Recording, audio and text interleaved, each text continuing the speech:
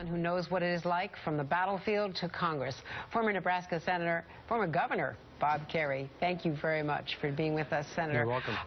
Well, if you were in the Senate right now, what side would you be on, knowing what we've seen publicly of the intelligence of chemical weapons being used? Well, it depends. I mean, it sounds like what they're doing, Andrea, is heading to pass this is really not a war powers resolution.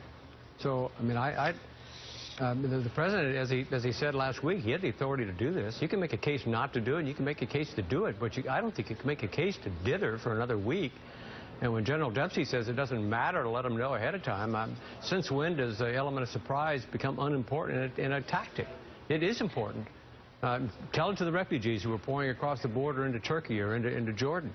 You know, the uncertainty is a real problem, and we've created that uncertainty. As I said, you can reach a conclusion that a strike is necessary. You can reach a conclusion that the strike is going to produce blowback that'll actually do more damage.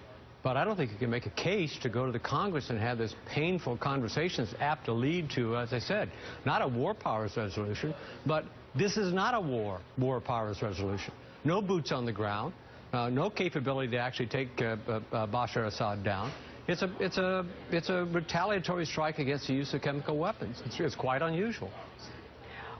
What I didn't understand last week, and still don't understand, is why the president and the White House dialed it up to the point that they did. I don't know. Sending out Secretary Kerrey last Friday at 1 o'clock with all of the intelligence being declassified, and then decided at the very last moment to go to Congress.